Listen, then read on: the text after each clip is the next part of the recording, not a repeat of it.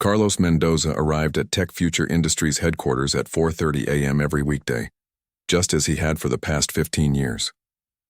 The sky was still dark as he parked his 20-year-old Honda Civic in the far corner of the parking garage, the same spot he always chose because nobody else wanted to walk that far to the elevator.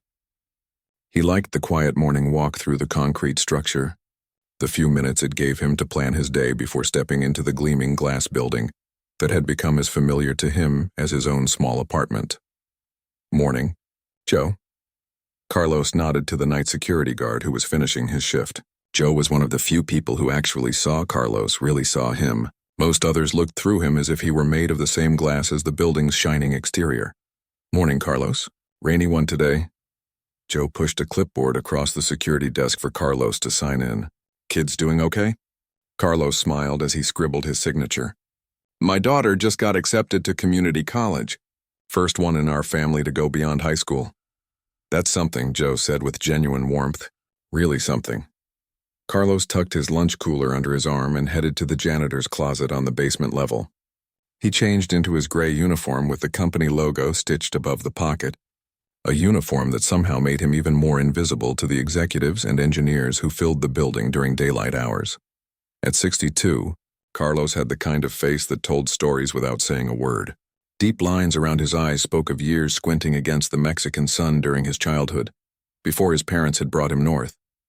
His hands, covered with calluses and small scars, were living tools shaped by decades of physical work. Short and sturdy, with salt and pepper hair trimmed neatly every 2 weeks at the barber shop around the corner from his home, he moved with the quiet efficiency of someone who knew exactly what he was doing. Carlos started his routine on the top floor, the executive suite. He liked beginning there because it was usually empty at this hour. The cleaning cart's squeaky wheel echoed in the silent hallways as he emptied trash bins and wiped down surfaces. He knew whose offices could be vacuumed and whose couldn't because of confidential papers often left on the floor. He knew which executives stayed late and which arrived early, which ones left coffee cups unwashed and which kept their spaces military clean.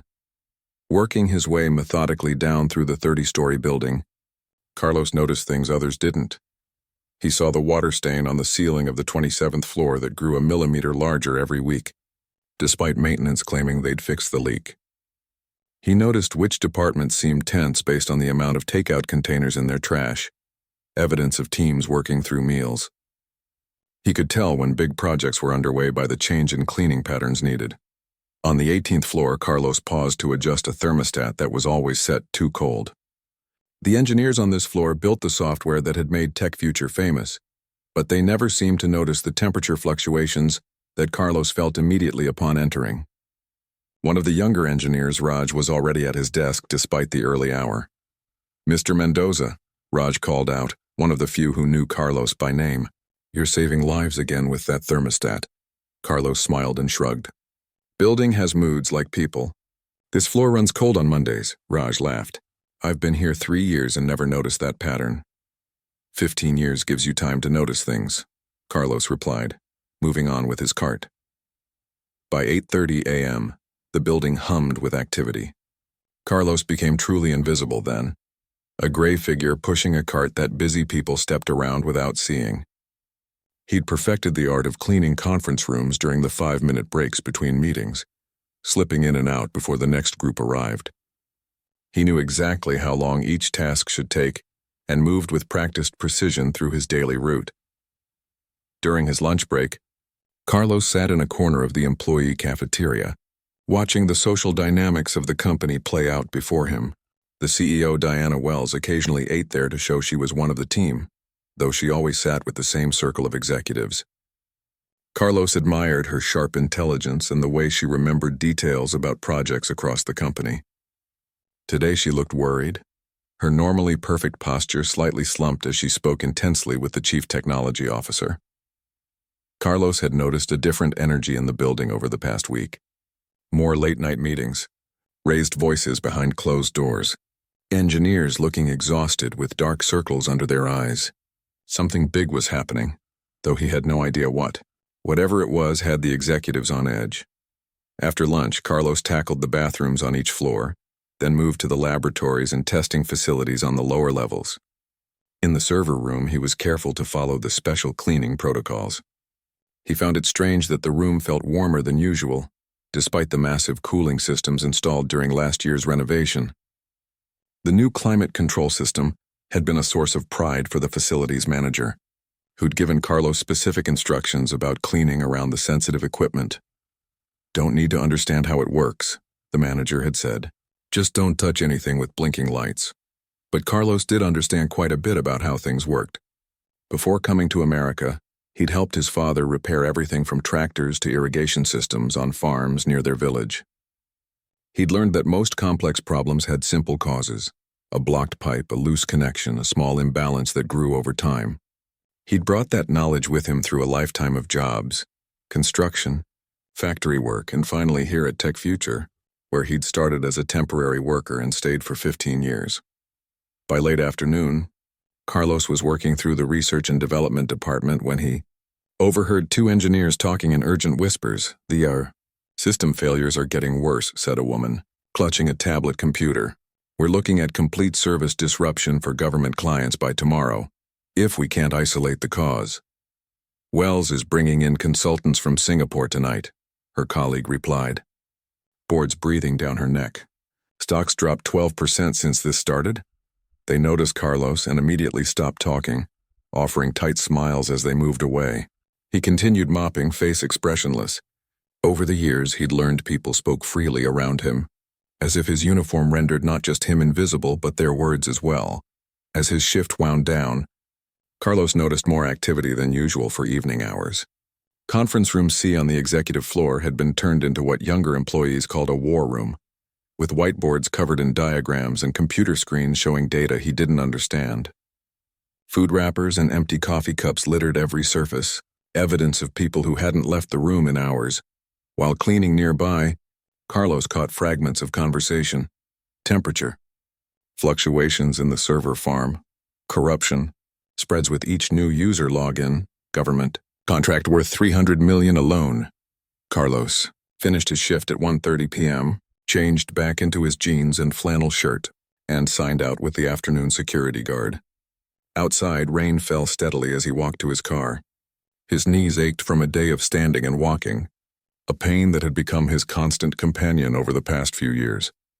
Driving home to his apartment in the older part of the city, Carlos thought about what he'd overheard. Something about temperature and servers. He remembered how warm the server room had felt that morning, despite the new climate system. He thought about the airflow in that room, how it had changed after the renovation. At a red light, Carlos found himself sketching an airflow diagram on a napkin from his lunch. The way the new system was configured seemed odd to him. The intake and output were too close together in one section. He'd seen similar problems in ventilation systems before. The light turned green and Carlos tucked the napkin into his pocket, focusing again on traffic. It wasn't his problem to solve. He was just the janitor, the invisible man who cleaned up after the important people. Tomorrow he'd go back to his routine, moving quietly through the building while brilliant minds tackled whatever crisis had befallen the company. Yet, as he drove, Carlos couldn't shake the feeling that he'd seen something important. Something those brilliant minds might have missed precisely because they were looking for complicated answers. Sometimes the biggest problems had the simplest causes. He'd learned that lesson many times over his 62 years. As he parked outside his apartment building, Carlos decided he might mention what he'd noticed to Raj, the friendly engineer, tomorrow morning. The worst that could happen was that Raj would smile politely and ignore the suggestion from a janitor. Carlos was used to being ignored. What he couldn't possibly know was that his observation would soon save the company from disaster, catapult him to unexpected fame, and forever change the culture of Tech Future Industries. Diana Wells stood at the floor-to-ceiling windows of her corner office, watching rain streak down the glass. At 46, she'd been the CEO of Tech Future Industries for just under 5 years, the first woman to hold the position in the company's history. She'd navigated the company through market downturns, aggressive competitors, and technological shifts, but nothing had prepared her for the crisis now threatening to destroy everything she'd built. Her reflection stared back at her, dark circles under her eyes, hair pulled back in a hasty ponytail rather than her usual perfect styling. She hadn't been home in 3 days, sleeping instead on the small couch in her office between emergency meetings. A knock at the door broke her concentration. "Come in," she called, turning away from the window. Thomas Chen, the chief technology officer, entered carrying a tablet. His rumpled shirt and unshaven face told the same story of sleepless nights and mounting pressure. "Please tell me you have good news," Diana said, though she could already read the answer on his face. Thomas shook his head. "The situation's getting worse. 3 more government clients reported data corruption this morning. The Australian Defence Department has already suspended their contract pending resolution." Diana closed her eyes briefly. "That's $80 million. Plus potential penalties for breach of service agreement." She walked back to her desk, covered with coffee cups and takeout containers. Screens displayed real-time data on system failures, stock prices, and news coverage. Tech Futures stock had dropped another 8% since market opening. "The board meeting is at noon," Diana said, checking her watch. "They'll want answers I don't have. We've got every engineer working on this. Nobody's slept. We've brought in outside consultants, but we still can't pinpoint why the platform is corrupting data." Diana picked up her phone as it buzzed with another news alert. The headline made her wince. "Tech Future Crisis Deepens, Major Clients Fleeing."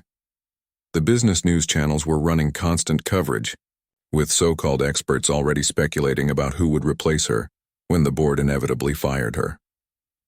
"The strange thing," Thomas continued, "is that the problems seem to occur randomly. We can't reproduce them consistently in our test environments, but in the live system, particularly with high-volume users like government agencies, data integrity fails unpredictably." Diana nodded. She'd heard this explanation before. "And the server temperature fluctuations?" "Still unexplained. The new climate control system shows normal readings, but when we measure manually, we're seeing micro variations. Nothing that should affect performance, though." The intercom buzzed. Diana's assistant's voice came through. "The press is gathering in the lobby. They want a statement. Tell them we'll hold a proper press conference when we have something concrete to share," Diana replied, knowing this non-answer would only fuel more speculation. As Thomas left to rejoin the engineering team, Diana prepared for the board meeting. In her 15 years at Tech Future, working her way up from project manager to CEO, she'd always found solutions through hard work and smart thinking. But this time felt different. The company's flagship platform, used by governments, financial institutions, and healthcare systems worldwide for secure data management, was failing in ways no one could explain. The board meeting was worse than she'd anticipated. 12 grim faces stared at her across the polished table as she explained the situation. "So you're telling us," said Harold Wilson, the board chairman, "that we have a critical system failure affecting billion-dollar clients. And after 2 weeks, your team has no idea what's causing it or how to fix it?" Diana maintained her composure. "We're exploring every possibility. Your engineers have failed," interrupted Victoria Zhao, representing the largest investment group on the board. "This failure is costing us millions every day. The stock has dropped 30% in 2 weeks. "I'm aware of the financial implications," Diana said evenly. "Are you?" asked Wilson. "Because we're looking at the complete collapse of market confidence. Clients are jumping ship. The media is predicting our downfall." Diana began detailing the technical steps being taken, but could see she was losing the room. These weren't technical people. They wanted solutions, not explanations of the problem. "Bottom line," said Wilson, eventually cutting her off mid-sentence, "you have 48 hours to resolve this crisis. If you can't, the board will have no choice but to consider new leadership." The message was clear: fix it or you're fired. Diana left the boardroom with her back straight and her face composed, waiting until she was alone in the elevator before letting out a slow breath. 48 hours to solve a problem that had stumped her best people for 2 weeks. Back in the war room, 30 engineers looked up hopefully as she entered. Their faces fell when they saw her expression. "I need solutions, people. Not theories, not possibilities. The board has given us 48 hours. The room erupted in protests. It wasn't enough time. They needed more resources, more information." Diana held up her hand. "I don't make the rules. I just enforce them. So let's review everything again, from the beginning." For the next 6 hours, they methodically went through every aspect of the system: hardware, software, network infrastructure, security protocols. Nothing revealed the source of the problem. At midnight, most of the team had gone home for a few hours of sleep. Diana remained in the war room with Thomas and two senior engineers, staring at diagrams and code snippets projected on the wall. "The temperature readings still bother me," she said, pointing to a chart. "Why would we see fluctuations that the system itself doesn't detect?" "Could be faulty sensors," suggested one engineer, rubbing his bloodshot eyes. "All of them?" Diana asked. "Unlikely," Thomas admitted. "But the variations are so small, only a degree or two. Not enough to trigger system alerts or affect hardware performance." "But what if it's not the temperature itself?" Diana mused. "What if it's the pattern of changes?" They spent another hour exploring this theory, but ultimately hit another dead end. Diana finally sent everyone home, promising to reconvene at 6 a.m., alone in the building, or so she thought. Diana wandered the empty halls, her mind racing. 15 years of work, building her career in this company, all potentially lost because of a technical glitch no one could explain. She found herself in the server room, staring at the blinking lights of the machines that powered Tech Future's operations. The slight hum of fans and electronics filled the air. She placed her hand on a server rack, feeling the warmth radiating from it. Was it warmer than normal? She couldn't tell. A sound made her turn. An older man in a gray uniform was emptying a trash can by the door, looking surprised to see her. "I'm sorry," he said quietly. "I didn't know anyone was still here." Diana recognized him vaguely, one of the cleaning staff. "It's fine," she said. "I was just—" She gestured vaguely at the servers, not sure how to explain that she was desperately seeking inspiration. The man nodded and continued his work quietly. Diana turned back to the servers, lost in thought. After a moment, she realized he was still there, watching her with a hesitant expression. "Did you need something?" she asked. He seemed to debate with himself before speaking. "I couldn't help overhearing. There's problems with these machines?" Diana gave a tired laugh.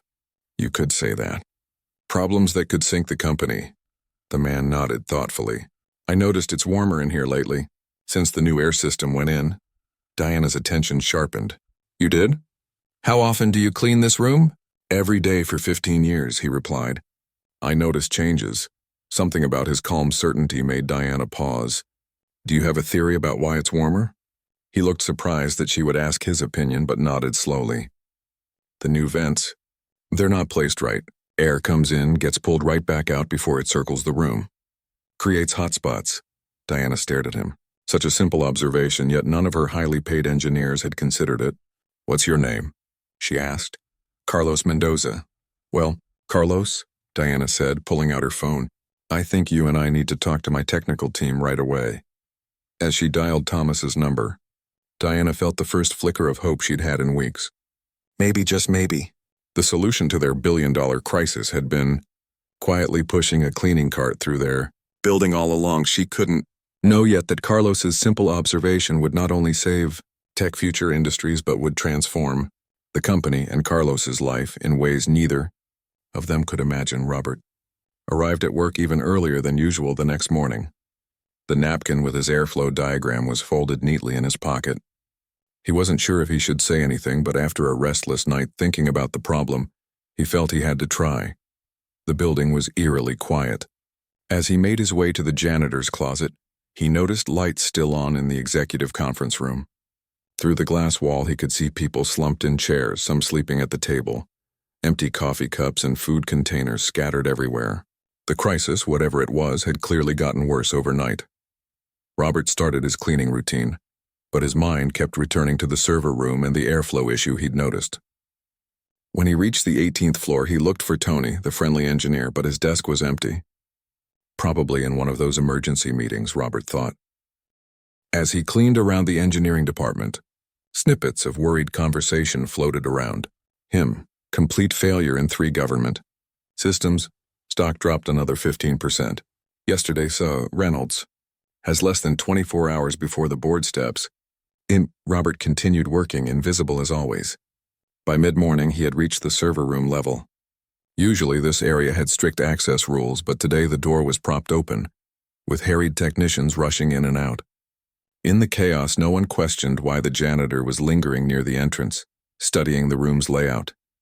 The server room felt like a furnace compared to yesterday. Despite the massive cooling systems working at full blast, something was clearly wrong. Robert watched as technicians checked each server, looking for hardware failures. None of them seemed to be looking at the room itself or the new climate control system that had been installed during renovations. Robert hesitated. Who would listen to a janitor? But as he watched the frantic efforts of the technical team, he knew he had to try. He spotted a young woman he recognized as one of Tony's colleagues. She had always greeted him with a smile, unlike many others who looked through him.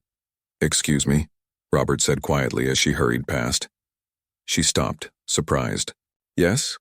I think I might know what's wrong." Robert pulled out his napkin drawing. "It's the airflow. The new climate system, the intake and output are too close on the east wall. It's creating a loop." She frowned, looking at his rough diagram. "What do you mean?" "The cold output air is being sucked right back into the intake before it can cool the room properly.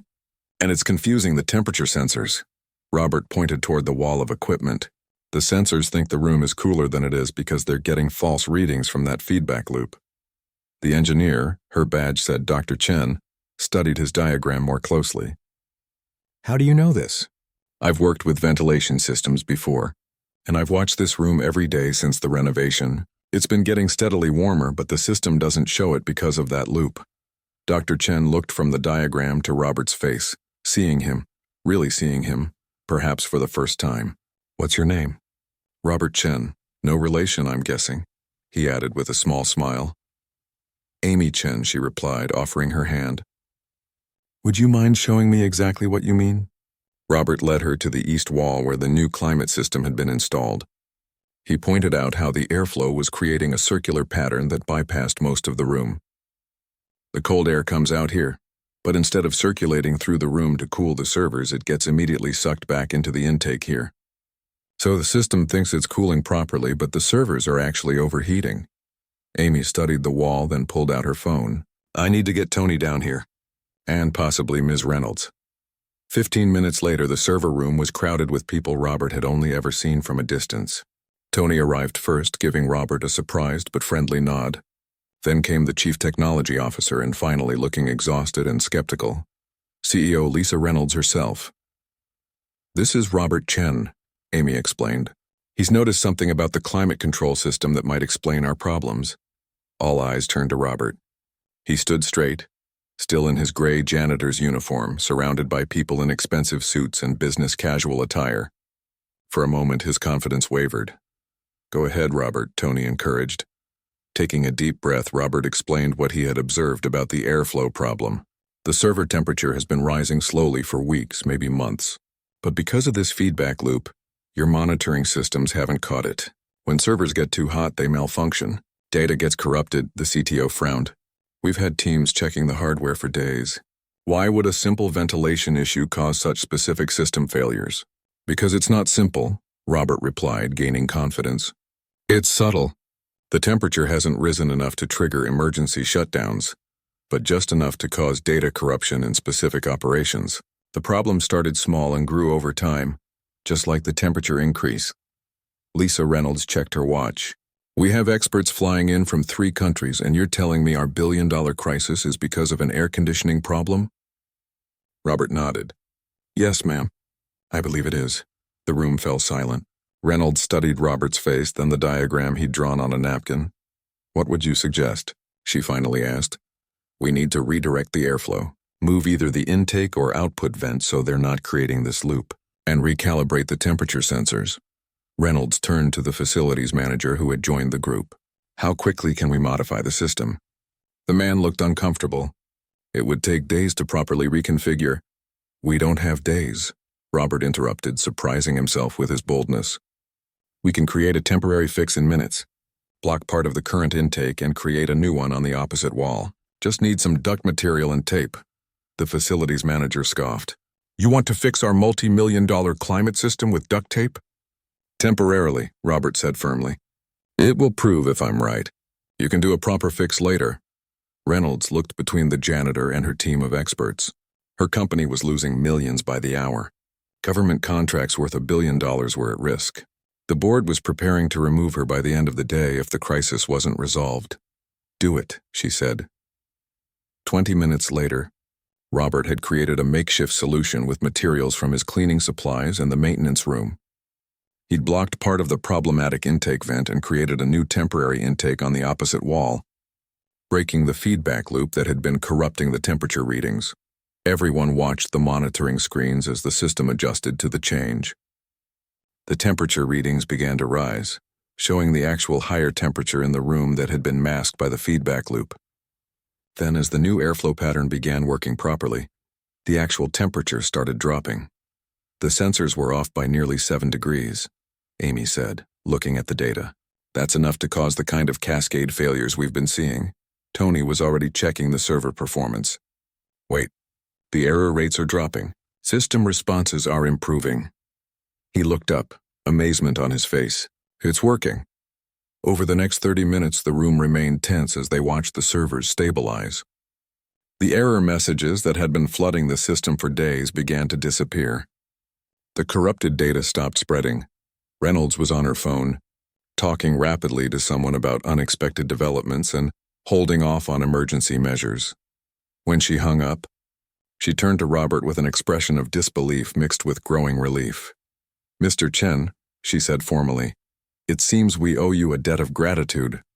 Our technical teams have been working around the clock for 2 weeks trying to solve this problem." Robert shrugged modestly. Sometimes the simplest answer is hardest to see when you're looking for something complicated. By noon, the news had spread throughout the building. The crisis that had threatened to destroy the company had been solved, not by the expensive consultants flying in from around the world, not by the team of engineers with advanced degrees, but by the janitor whom most people had never truly noticed. Robert tried to return to his cleaning rounds but found it impossible. People who had walked past him for years without a glance were stopping him in the hallways, asking questions, offering thanks. Some looked embarrassed at having ignored him for so long. Others seemed curious about what other insights this invisible man might have. Late in the afternoon, Reynolds' assistant found Robert cleaning the 22nd floor. "Bathrooms, Miss Reynolds. Would like to see you in her office," the young man said with newfound respect. Robert wiped his hands on a towel and straightened his uniform. As he rode the elevator to the executive floor, he wondered what the CEO could want. A small bonus, perhaps? A formal thank you? He could never have imagined what was actually waiting for him, or how completely his life was about to change. Robert sat nervously in the reception area outside Lisa Reynolds' office. His gray janitor's uniform felt suddenly out of place among the sleek modern furniture. The executive assistant kept glancing at him with a mixture of curiosity and newfound respect.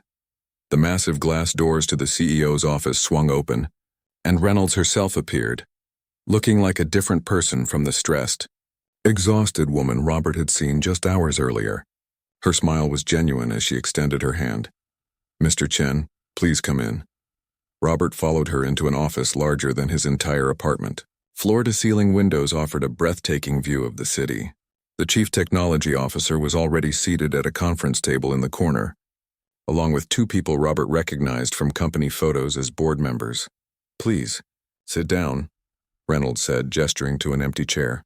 "I've been updating our board on today's developments. To say they're impressed would be an understatement." Robert nodded politely but remained silent, unsure of what was expected of him. "Our tech teams have confirmed that your solution has completely resolved the system failures," Reynolds continued.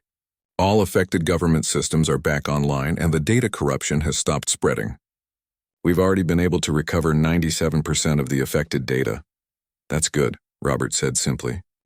"Good?" the CTO laughed. "Mr. Chen, it's miraculous. We were facing catastrophic failure across platforms used by 12 different government agencies. Contracts worth over $1 billion were about to be terminated. Our stock had fallen 27% in 2 weeks.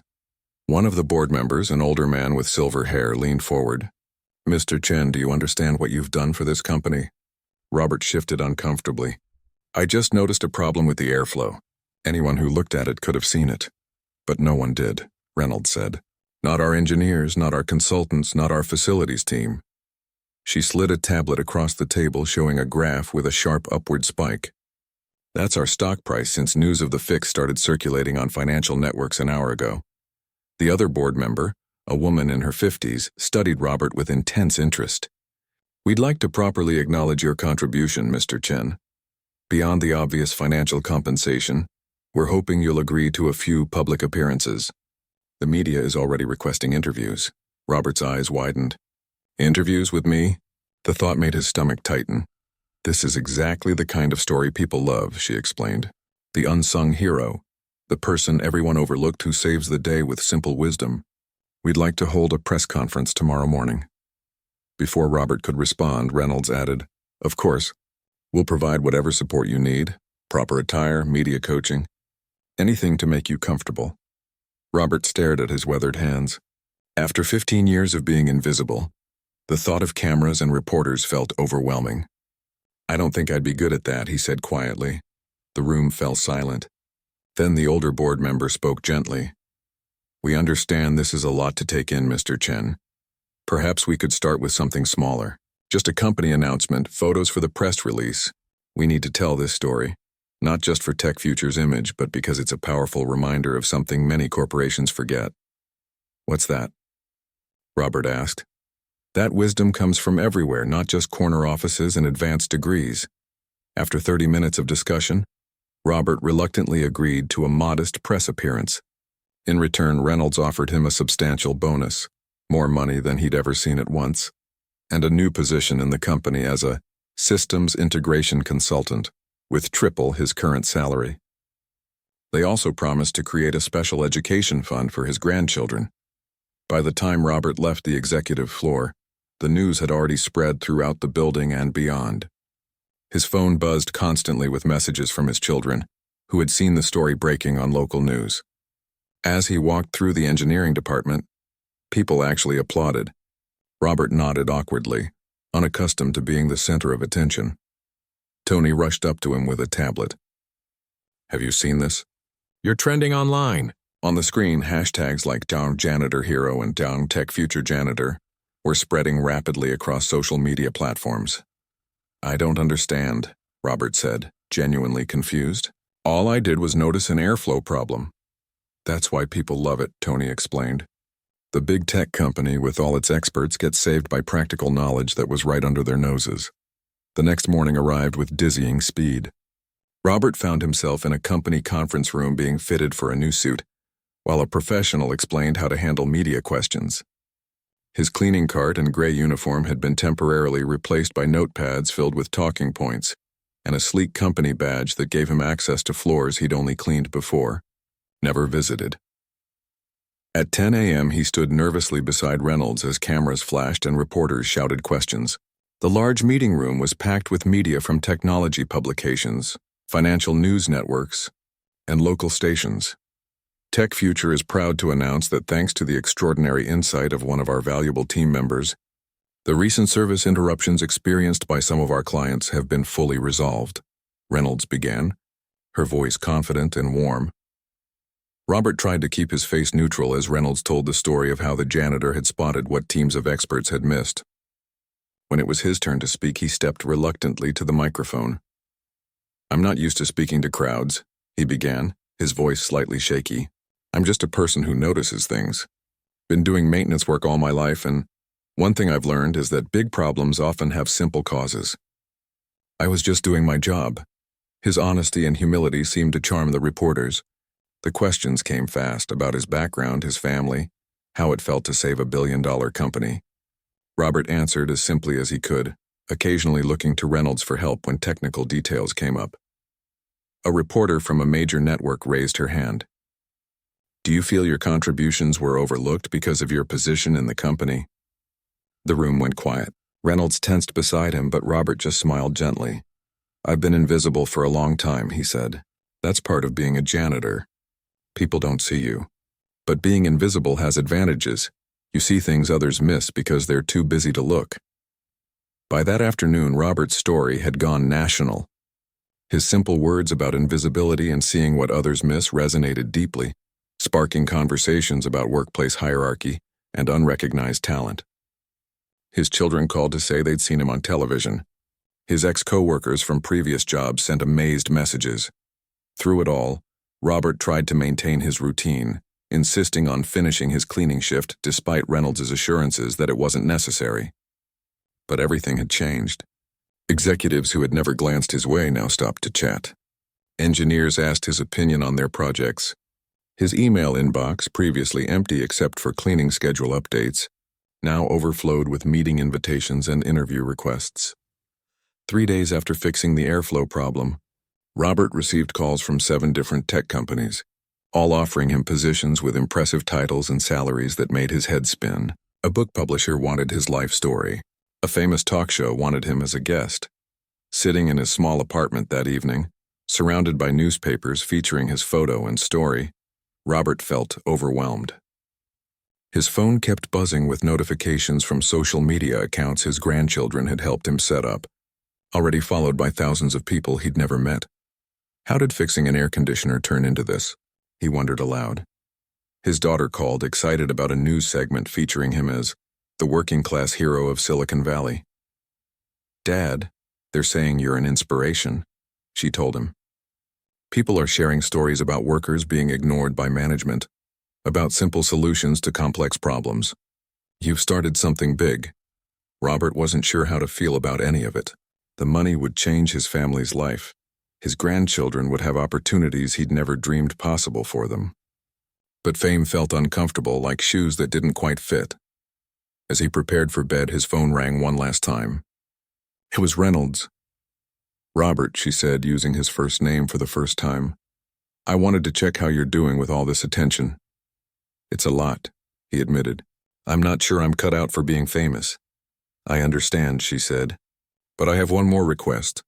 The board and I have been talking, and we want to create something new at Tech Future, something that might prevent us from missing simple solutions in the future." "What kind of something?" Robert asked. "We're calling it the Chen Initiative," Reynolds replied, "and we'd like you to help us build it."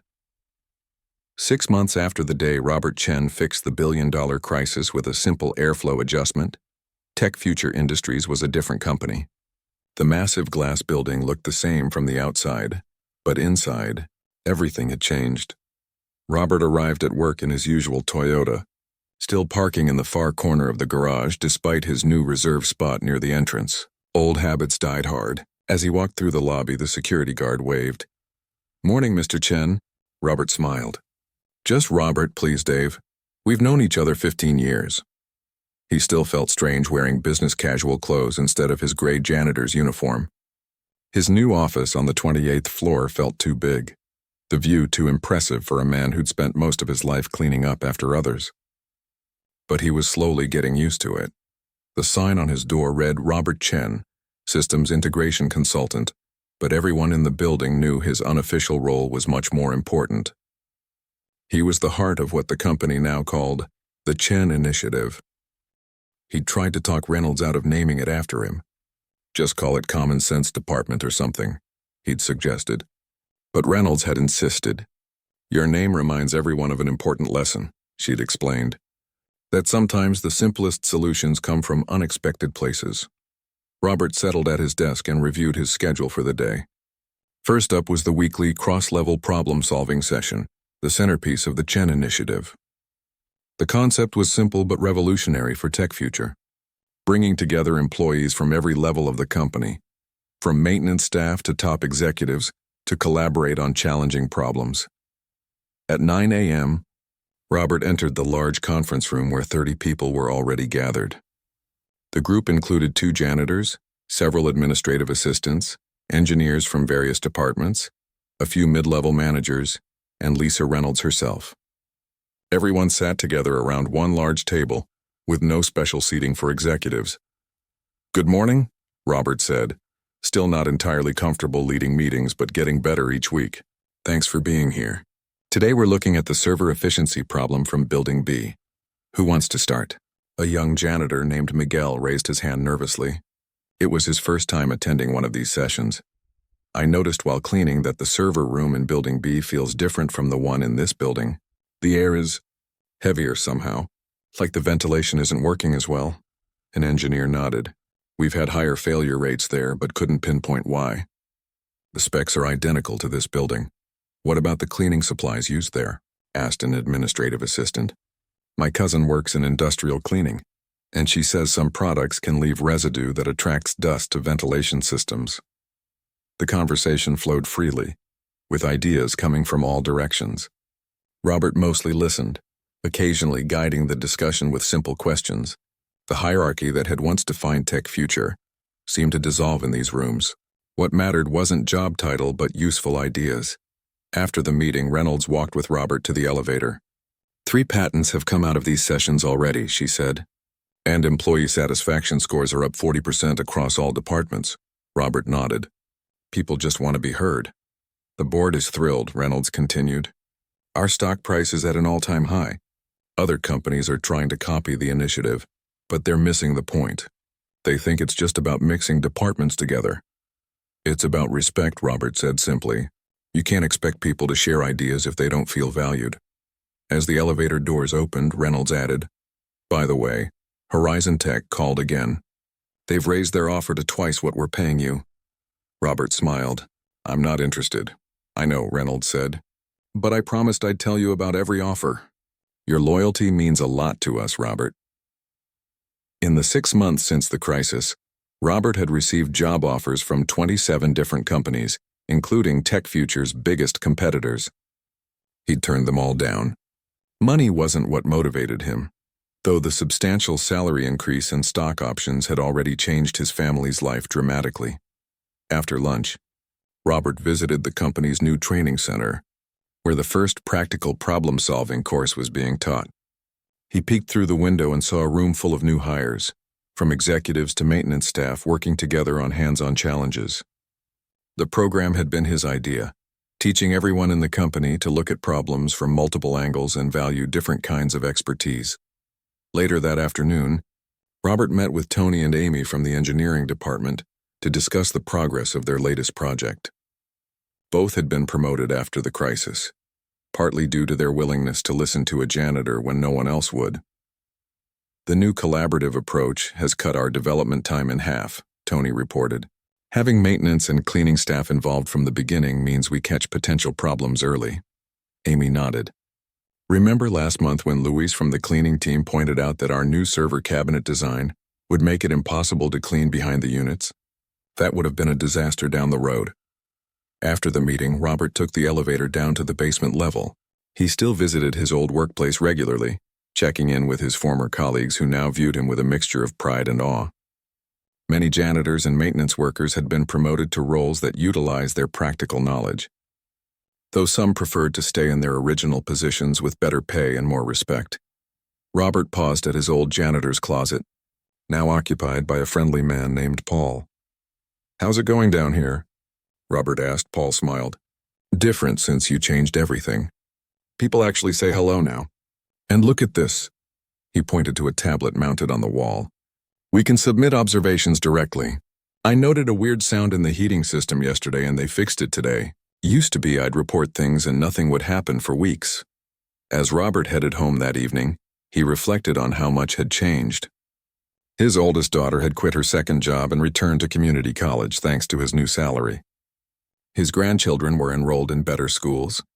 His modest apartment had been replaced by a comfortable house closer to the company, though not in the wealthy neighborhoods where other executives lived.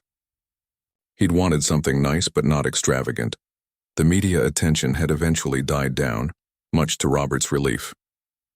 There had been a flurry of articles about the janitor who saved Tech Future, a feature in a major business magazine, and even a few television appearances. Robert had donated most of the speaking fees to scholarships for maintenance workers and their families. Pulling into his driveway, Robert smiled at the sight of his grandchildren playing in the front yard. His youngest daughter was visiting with her kids, something that happened more often now that he had space to host them. Grandpa, the children shouted, running to greet him. Later, after dinner, Robert's daughter helped him review some emails on his laptop. Despite taking computer classes, technology still occasionally confused him. Dad, there's an invitation here from the White House, she said, surprised. They want you to speak at a conference on workplace innovation. Robert shook his head. I'm not a public speaker. You've gotten better, his daughter insisted. And your story matters. It's changing how companies think about their employees. Looking at his grandchildren doing homework at the kitchen table, Robert felt a wave of gratitude. His simple observation about airflow had created ripples he could never have imagined. Other companies were now implementing their versions of the Chen initiative. Schools were using his story to teach about valuing diverse perspectives. His grandchildren would grow up in a world that might be a little more willing to listen to voices from all levels. The next morning, Robert arrived at work early as usual. As he walked through the building, he noticed a new janitor struggling with an overloaded cart. Without hesitation, Robert stopped to help, showing him a better way to arrange the supplies. "Thanks," the young man said, then did a double take. "Wait, aren't you Robert Chen?